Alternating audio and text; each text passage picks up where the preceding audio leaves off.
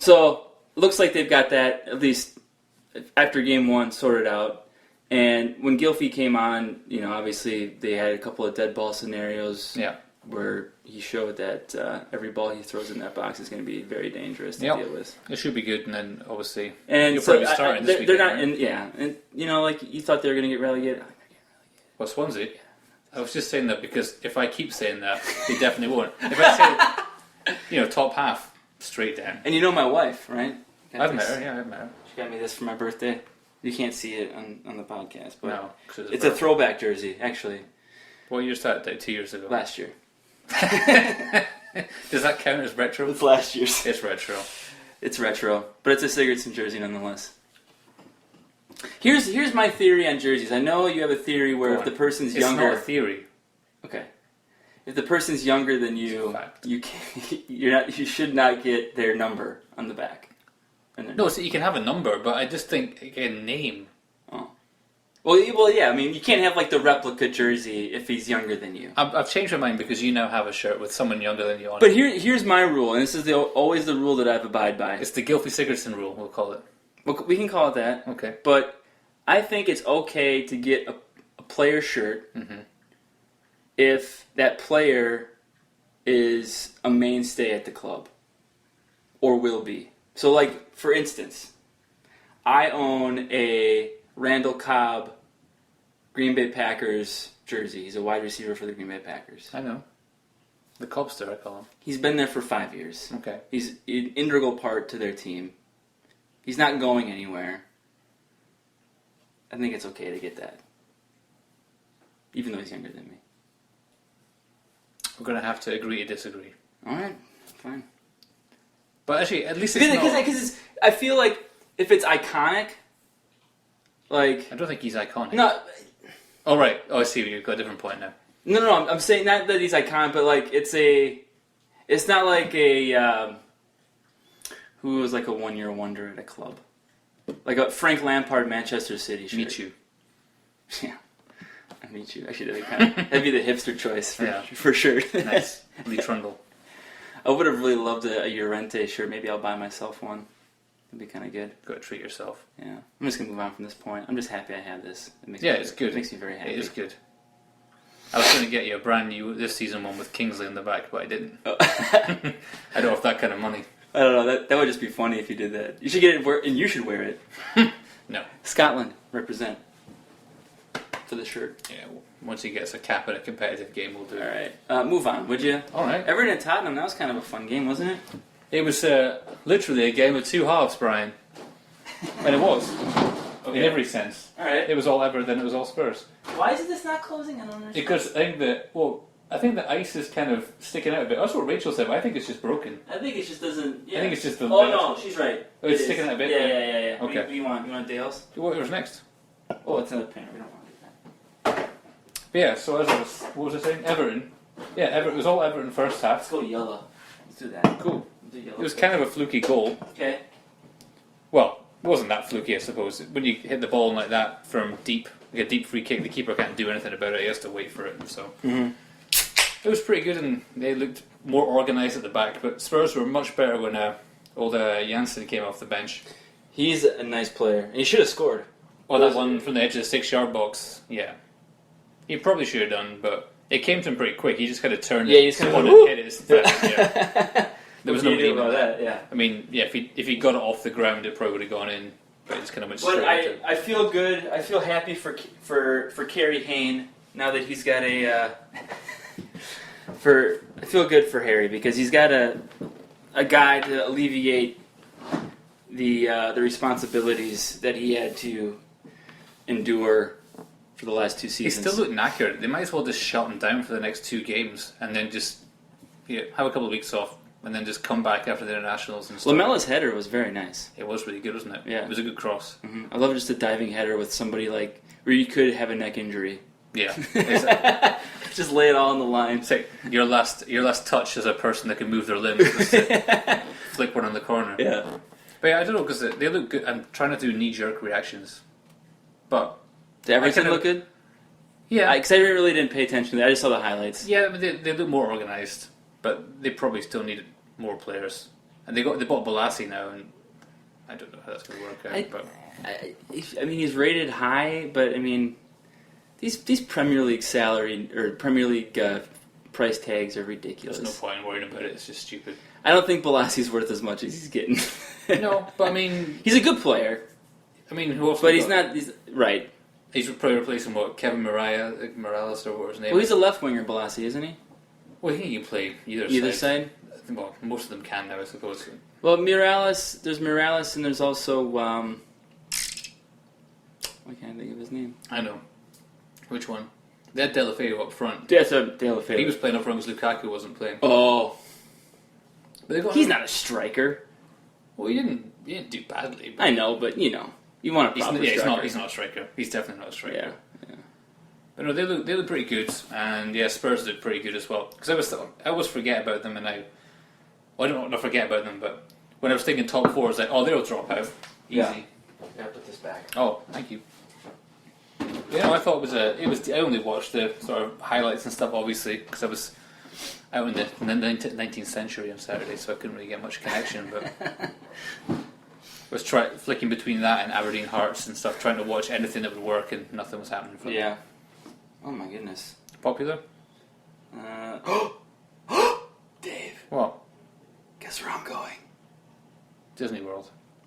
LSU versus Wisconsin at Lambeau Field with my dad. Nice. Solid. It's gonna be fun. Sideline, section 112, row 17. What? I don't know what that means. Is that good? It's like on the field. Oh. Hopefully it's like an end zone so I can see, actually. Hopefully you don't get subbed on. Yeah, don't get... Oh, alright, let me just respond to my dad quick. Alright, shall I just... What's the next game? I could start talking. It was... Oh, sorry. Yeah, that's right. Was it Southampton? No, Middlesbrough Stoke. Well, it was alright as well. Look at all the 1-1s. Negredo's a kind of a Llorente sighting. It's like, he's too good to be playing for that team. And what's his face from? They bought him from Hull, didn't they? For Middlesbrough? Yeah. Who? Maybe they didn't buy him from Hull. Maybe they had him from last year. Who are you thinking of? Oh, Ramirez. Ramirez, yeah, Gaston Ramirez. They had him on loan last season, and his contract expired. And so they just bought him free. Oh, they bought him on free. Yeah. I knew he had played for Hull in 2014. He was at Southampton before, yeah. No, he was really good for them. Good player, and he had a really good game for Middlesbrough. Hit the post. Mm-hmm. Yeah, he was good. And that nice layoff header for Negredo, right? For the first goal. Nice goal.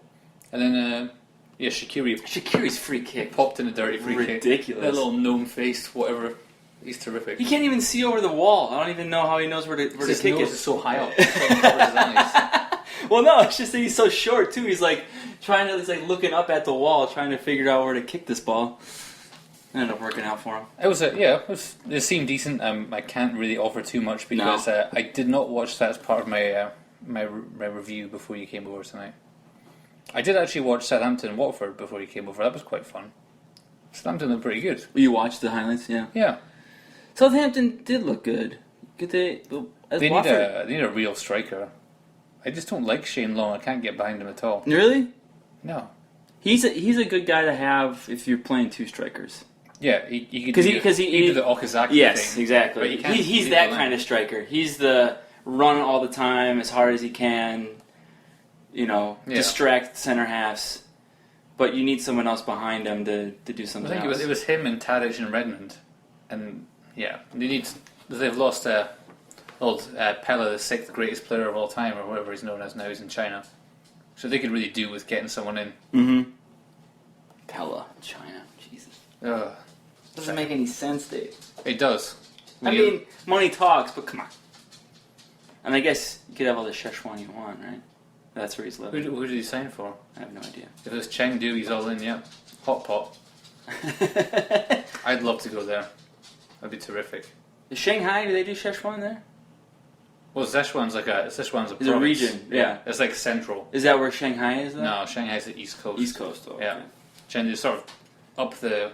So the further west, the further Yangtze inland River. you get, the spicier the food gets? I guess so. Because the colder it gets, maybe? I don't know, it's like... No, I don't know. If you go northeast China, it's kind of like richer and fattier, I think.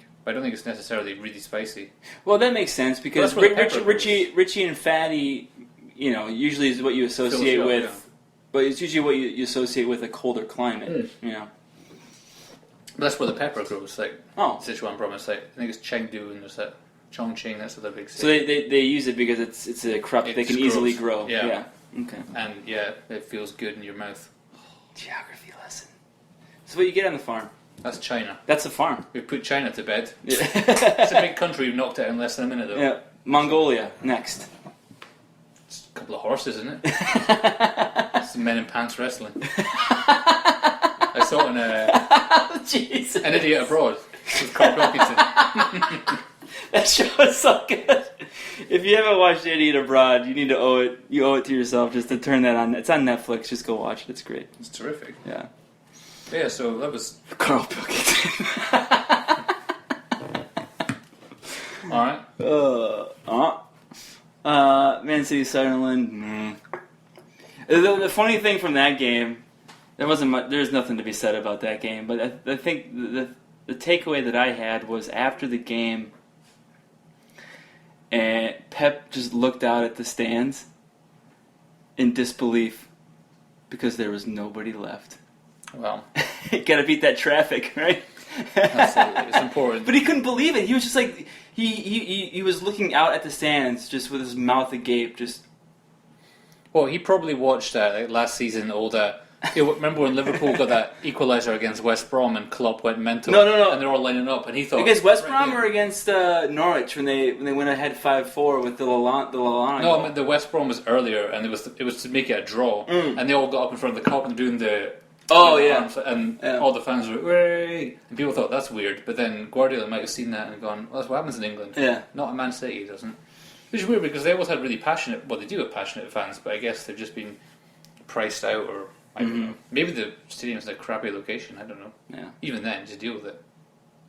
I think Bournemouth are getting relegated. That's the next game. Oh, you're done with Man City. I quite enjoyed their. You called the scoreline perfectly For what? for this game. What? 3-1. Oh, Bournemouth. I was just going to say I enjoyed Pep's little tactic with his fullbacks going WM. And did you notice it? It was a Fernando WM. or Fernandinho that was doing the little drop back thing. Fernandinho played. Yeah. Yeah. I like that because then it almost becomes a back three. It almost becomes. It was a back three, Dave. It was a WM. When in the build-up, it was a WM. They had Fernandinho, Kolarov, Stonesy, and Stonesy. That was the three. Stoney. And then they had Sanya and Clichy. Clichy basically playing as holding midfielders in the build-up. So there's your M. Yeah. Right? Yeah. And then they had De Bruyne. Silva played deep. Silva played deep with De Bruyne. De Bruyne was sort of the number 10, but yeah, he was the other centre. So those are the two center guys. Yep. And then Aguero, Sterling, and Nolito. Yeah. WM. 1920s coming back at Coming you. back. Herbert Chapman. Herbert Chapman's back in the building, y'all. That's right, babe. That's you know what's funny about that? Pep's like, well, this is how they play in England, right? Yeah. I read Inverting the Pyramid, maybe the first 2 chapters, but I read it. Yeah, I thought everything was in black and white here. This is how they play, right? WM. What's Queen Victoria up to? She's been dead for some time. But it was fun to see that because it was so blatant that that's what they were trying to do. It was just like it was good fun. I don't know, but I don't know why that was the tactic. Why do you think that was the tactic in the build-up? Because once the ball got across the halfway line, then they moved back out to create width. Yeah, the fullbacks. So it was just to provide 2 outlets for the center halves to pass to. Well, you'd have as many passing options as possible, and then if you've got one of the, I guess the back 3 are on the ball, and you've got the 2 right there, and you've got your playmakers, you've got the wide men, so you've got so many options for passing and stuff as well. Yeah. And you've got Willie Caballero, the sweeper keeper as well, with his distribution skills that he's known for. Well, I can see how. I'm sure he used that to some extent at Bayern Munich, but he also had Philipp Lahm and David Alaba as the fullbacks, so it's a little different. It doesn't work quite well. Yeah. But But you played Lam in midfield most of the time. I guess he was like kind of the shuttler, like what Fernandinho did maybe in that system then. Mm-hmm. Yeah, he kind of shuttled from